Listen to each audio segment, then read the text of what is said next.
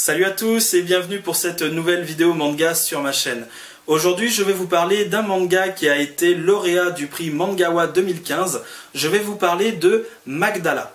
Il s'agit d'un seinen du genre aventure fantastique paru aux éditions Ototo Manga. C'est un manga de Hasekura Isuna qui n'est autre que l'auteur de Spice & Wolf. Actuellement en France, 3 tomes sont sortis et c'est également la même chose pour le Japon. La série est toujours en cours et c'est pour cela que nous n'avons pas encore de date pour le tome numéro 4. Dans ce manga, nous allons découvrir le jeune Kusla qui est tout simplement un alchimiste, donc c'est-à-dire qu'il travaille le métal. Cet homme va se rendre dans une nouvelle ville où il va rencontrer l'ordre des chevaliers de Claudius et il va se mettre à leur service. Il va être également épaulé de son meilleur ami qui fait la même profession que lui, donc alchimiste.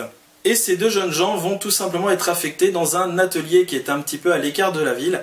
Et ils vont avoir une petite surprise lorsqu'ils vont entrer dans cet atelier, c'est-à-dire que la jeune Phénécis va les attendre confortablement assis dans ses tenues un petit peu de prière.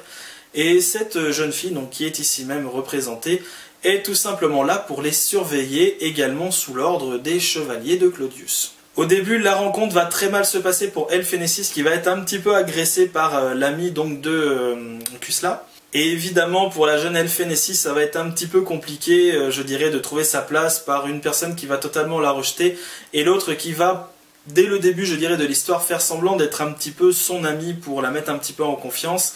C'est un petit peu particulier, je dirais, la relation qu'il va y avoir entre les 3 protagonistes de l'histoire dès le début. Concernant le manga lui-même, je trouve la couverture mais vraiment magnifique. Le personnage est très bien représenté.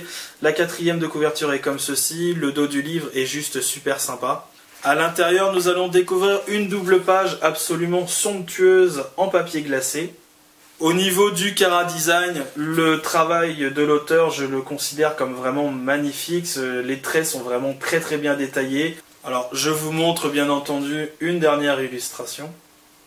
J'ai beaucoup apprécié la lecture de ce tome numéro 1 pour la simple et bonne raison que la fin est absolument retentissante. On ne s'attend pas du tout à cela à la fin du tome. Et c'est la très grande force, je dirais, du début de cette série. Alors c'est vrai que le début met en place les personnages, c'est un petit peu lent, il n'y a pas forcément beaucoup d'action. On n'est pas sur un manga où il va y avoir, je dirais, des combats ou ce genre de choses. On est vraiment sur de la découverte pure, je dirais, dès le tome numéro 1. On a bien évidemment une sorte de quête commune, je dirais, aux protagonistes de l'histoire, surtout les 2 alchimistes, qui est donc le monde de Magdala. Donc qu'est-ce que Magdala? Je n'ai pas du tout envie de vous spoiler, donc ça vous le découvrirez par vous-même si vous vous lancez dans la lecture du tome numéro 1 de la série. Au niveau de la notation que je mettrai sur ce tome numéro 1, je mettrai la note de 16, tout simplement parce que la fin est absolument, comme je vous le disais tout à l'heure, retentissante. On ne s'attend pas du tout à cela.